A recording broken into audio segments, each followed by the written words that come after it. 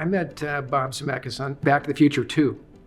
I was shooting second unit with Max Clevin, and that was my first experience with that whole group of people. Dean Cundy was the cameraman in Back to the Future 2, and we were hired to do, action and chase sequences, and specifically the hoverboard chase in Back to the Future 2. So that was the beginning of the relationship. And I ended up doing Back to the Future 3 right after that, because they shot them back to back, basically.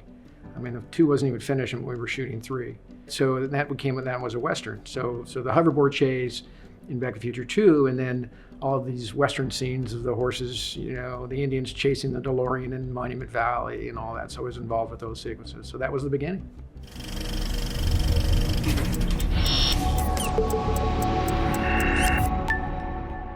They needed to do some shots of Michael J. Fox in Monument Valley. And the 2 units were going to come at a separate time, but they needed to do it at a specific time when just we were there, the second unit. So Zemeckis came in with Michael J. and his entourage for a day of shooting. And it was really the first time that Bob and I had had any one-on-one experience shooting together. And the day went very well, and Bob remembered that. And, it would kind of put that little thing in the back of his head of, yeah, this guy knows what he's doing. And so he liked the footage that we were doing on the second unit, and so that was kind of the beginning of how that happened. I'd also shot second unit for him on Death Becomes Her. Eventually, he shot a Tales from the Crypt episode called Yellow. I call tonight's tale Yellow. I believe Dean Cundy was busy doing another movie, and so he asked me to shoot that for him, and that was probably like 6 days of shooting for Tales from the Crypt, and it was a homage to Paths of Glory with Kirk Douglas and one of Kurt's younger sons was in it, so anyway, so we had 6 days together working together, and so that also went really well. And it just happened at that time where, he was ready to, make some changes and go a different direction. And so I just happened to be in the right place at the right time to start that relationship. Relationships with directors are very interesting. It takes at least a movie together to really understand each other, I think. There's something about your work that they've seen that they like, and so that starts the relationship. But it really takes, that first movie to really understand each other and to understand the director, and also to kind of understand the film that the director is trying to make. So with Bob, it just always seemed to work. I just could understand what he was saying, what he was doing, and what he wanted.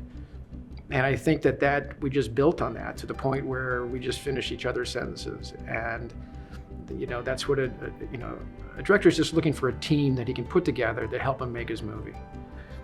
And I don't think Bob or any really great directors want yes people around him. They want people to ask him questions. They want people to confront him with things they don't think are working. They want that feedback of how to best execute the concept. And so Bob's very good about that. I mean, he listens.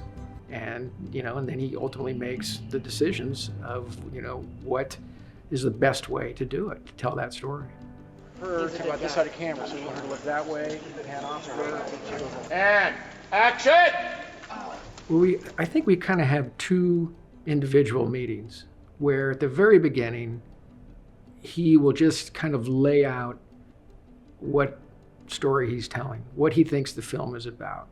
And that can be a brief meeting over dinner or lunch, or just where his head's at as far as why he's doing the film. And that starts the process. Then in pre-production, you spend a lot of time together, scouting locations, having meetings, talking about every scene, and you develop these ideas of how to execute the whole screenplay, basically. So at a certain point in that pre-production process, I always put the whole movie up on a board in my office. And I usually use a 1-line continuity of the story. So it's got every scene. And I go through that and I literally color code it with marker pens to really understand the creative arcs of the story. And then I try to interpret that in cinematic ways. So what does that mean? It means, well, what lenses are we going to use for this scene? What is the color palette of the scene? What do I want the audience to feel like when they're sitting there in the theater? So I try to take my toolbox and express that on this one-line schedule. And then I'll sit there and I'll go through every scene with Bob and say, here's where we're starting, and here's where we're ending. And so here's how we're going to get there. And I make sure that I understand really what he's doing. And if I say to him, here's my ideas of what I think we should do, you know, I'm gonna find out right away if I'm on track or if I'm not, or if he likes the ideas or if he doesn't.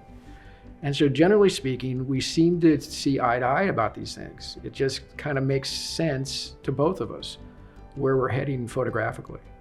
And so that's why this relationship has lasted so long. And it's, you know, to me, it's a great process. I look forward to it every time I do it. I'm always surprised, you know, by lots of ways going, because what makes him a great filmmaker is that he sees life differently than the rest of us. And he has a way of putting it out there that makes it emotional and it connects with us. And that's a very special thing.